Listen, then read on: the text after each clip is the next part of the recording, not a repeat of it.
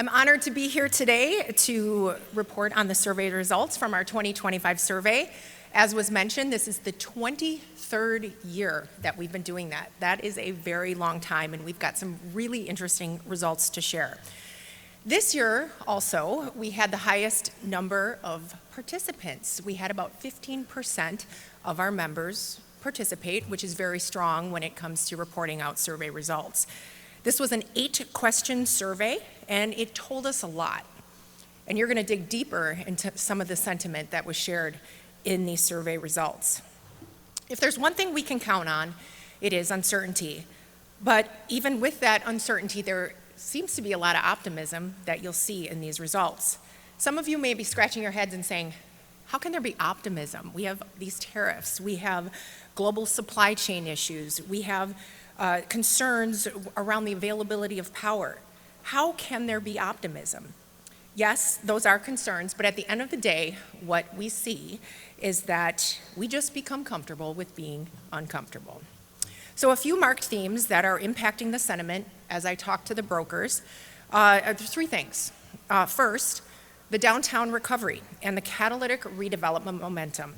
Downtown's recovery is accelerating with these new investments continuing on the Deer District, Komatsu, Northwestern Mutual. Active redevelopment, including 100 East and others, and renewed demand for remaining high-quality office, creating visible momentum. The CBD vacancy rate is now around 18%. Second, industrial market strength paired with infrastructure and power constraints. Industrial remains the region's strongest sector, but growth is now shaped by infrastructure limits, especially power capacity, site readiness, and transportation access. Third is housing workforce shortages and inconsistent municipal permitting. Housing shortages, workforce gaps, and local permitting processes continue to affect development timelines and market confidence. This is especially important when we think about the fact that Wisconsin is in need of 140,000 new housing units by the year 2030. All of this is easier said than done, of course, when construction costs are high and interest rates are falling slower than all of us would like. So let's get on with the survey. All right. We first asked members about the condition of the current real estate market. Most respondents suggest it is improving from 2023. See the huge jump? And only 2% suggest it's weak. 98% say it is strong or improving. This is the strongest we've seen since pre-pandemic. When we ask the next question about the southeastern Wisconsin commercial real estate market for 2026, we see that 3/4 of the respondents say it will improve. This after 92% said it would improve in 2025. This is far above the uncertainty in 2022 and 2023. This is one of the largest year-over-year jumps in optimism in the survey's history. Next question. How do you describe the current condition of the capital markets for commercial real estate? Improving jumped from 38% to 44%, while declining fell to just 4%. A majority, or 52%, described capital markets as flat, which is actually positive after 2 years of severe tightening. Next, we looked at the individual markets. We asked members, how would you describe the outlook for Southeast Wisconsin office market? Office has arguably been the most disrupted of the commercial real estate sectors. More than half, or 53 of respondents, said that the office market was declining in 2023. But in 2024, 70% said it was flat or improving. And in 2025, more than 1/4 suggests that the sector is improving. If you look at the Q3 Moody's data, it backs that up.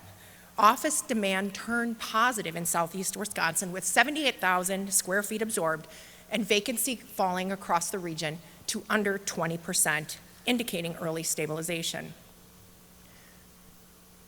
Next, we looked at the industrial market. CARW members have long been bullish on the industrial market, with more than half saying it's flat or improving. Cost of construction, supply chains, interest rates, and zoning continue to challenge that growth.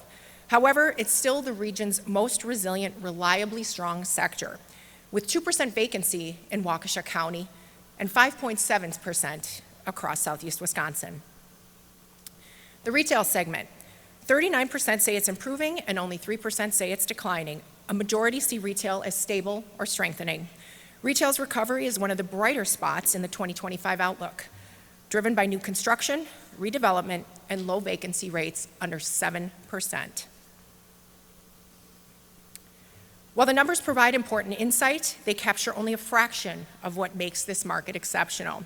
Our region succeeds because of you, collaboration, innovation, and your perseverance. BizTimes had a few other questions for our members, and I'll share them with you now. We did a comparison over the last 6 years. This year, respondents suggested, we asked the question about which markets are in danger of being overdeveloped. So over the last 6 years, respondents suggested that apartments, once again, appear to be most likely to be overbuilt. In the comments, however, they pointed out that these were luxury apartment stock in some markets that were specifically in danger. Next is hotels, but interestingly, there is shrinking concern that office will be overbuilt. In fact, one comment suggested that in some markets, we may be facing a supply concern before 2030. Finally, the survey asked, is Southeast Wisconsin's electrical energy infrastructure sufficient to meet the region's needs for long term? 70% said no, signaling this is becoming a strategic economic development issue as data centers, manufacturer users, and EV-related facilities expand. So what does this mean? Growth industries require reliability and capacity, and our industry is paying attention. That concludes our member survey. Thank you to BizTimes, all of today's sponsors and speakers. Thank you.